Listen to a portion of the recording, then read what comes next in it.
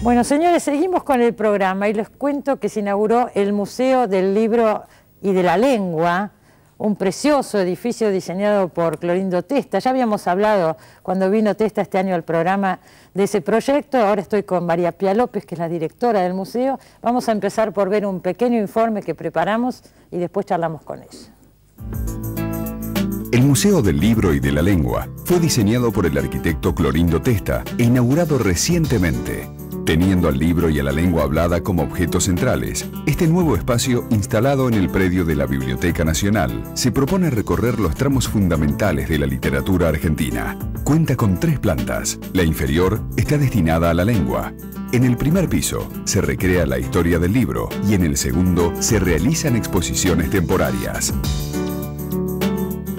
Bueno, María Pía, ¿cómo van con el museo? Ya tiene unos meses. En realidad abrimos al público el 11 de octubre. Sí. Así que estamos en el primer mes y un poquito claro, de inaugurar el abre. museo, todavía probándolo, viendo cómo lo usa la gente, observando qué cosas hay que mejorar, qué cosas hay que agregar. Es muy atractivo el museo. A mí me pareció muy atractivo toda esta planta baja. Hay juegos interactivos sobre el lenguaje.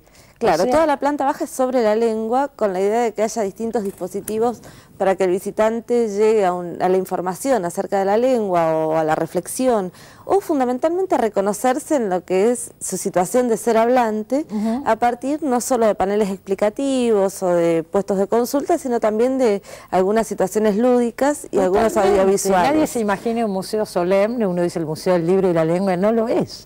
No, la idea es que este museo trata sobre objetos vivos. La lengua es algo de lo más vivo que tenemos, se está modificando todo el tiempo, es lo más vivo y lo más común también. Todos hablamos una lengua por lo menos, y todos sabemos no solo hablar una lengua, sino hablarla con destrezas, cambiar los registros. Somos artistas como no podemos serlo frente a ningún otro instrumento. Seguro que sí. Frente a la lengua. Entonces un poco la idea era que poder registrar con el museo esa situación de la experiencia de la lengua.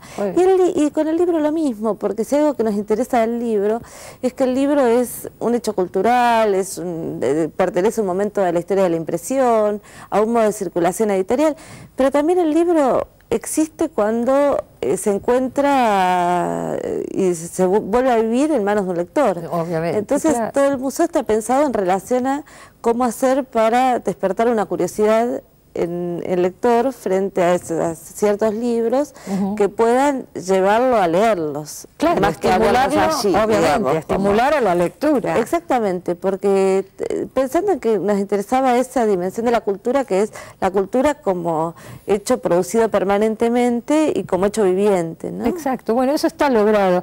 Está dentro del predio de la Biblioteca Nacional, entrando por Las Heras, es un predio grande. Yo me trataba de acordar, ahora se ve esa construcción tan atractiva, me parece a mí, de Clorindo Testa, pero digo, ¿qué había antes ahí? Ahí había 2 edificios, que eran 2 edificios que estaban en muy mal estado, que habían pertenecido, estuvo en un momento una escuela de danzas, habían pertenecido al Ministerio de Educación, estaban cerrados desde hace varias décadas, y se hizo una evaluación acerca de la Biblioteca Nacional cuando decide construir su museo, hace una evaluación arquitectónica respecto a si eran posibles de reciclar.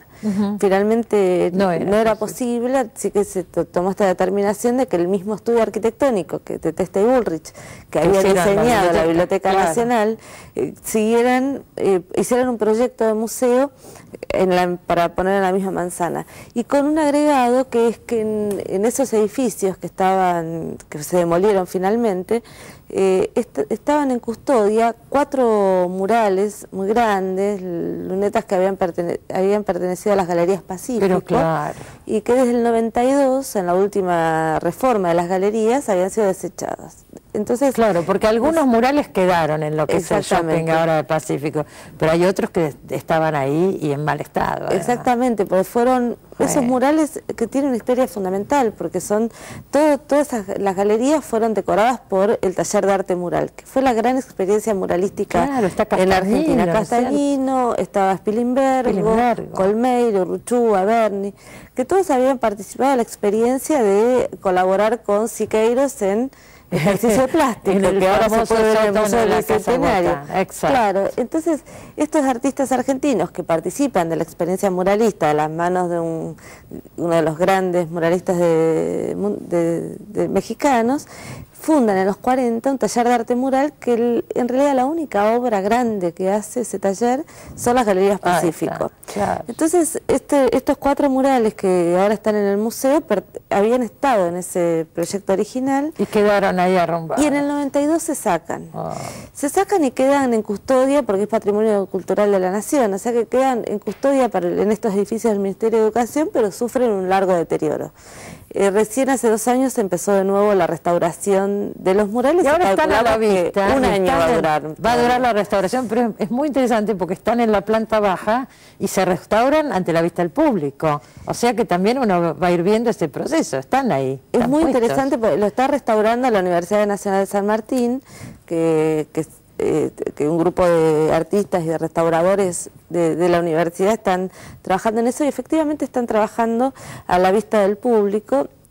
Es muy lindo ver cómo va cambiando los colores, cómo va cambiando la pigmentación, cómo se van descubriendo partes que estaban ocultas en los murales, pero también porque hace muy visible el valor de ese patrimonio, ¿no? El patrimonio que se está recuperando. Que se está recuperando, que es frágil como toda la obra artística, tiene una gran fragilidad y que lleva muchísimo cuidado volver a ponerlo en valor, ¿no? Entonces, que estén allí, cuando Clorindo Testa, el estudio Clorindo volvió a diseñó este proyecto de edificio que está en el Museo del Libro de la Lengua, una de las cuestiones que él pensó como centrales es que estuvieran ubicados los murales. Seguro. O sea que pensó el edificio prácticamente como una especie de templete para los murales.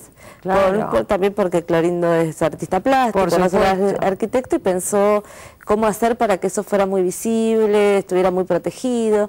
Entonces muy bien. El edificio tiene esas características. A mí me gustó muchísimo. Y hay muestras temporarias también. A ver, una muestra de Roberto Jacobi, nada menos. ¿Se acuerda que estuvo este año Jacobi en el programa? Estuvo por aquí.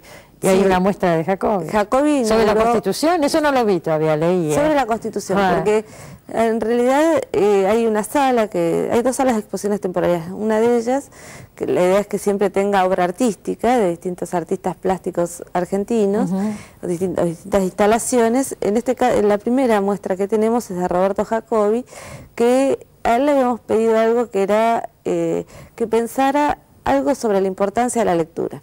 Esto que charlábamos antes con vos, ¿no? Porque la palabra escrita no es algo que esté allí, sino que produce efectos, que conmueve, que genera acciones, que tiene fuerza política.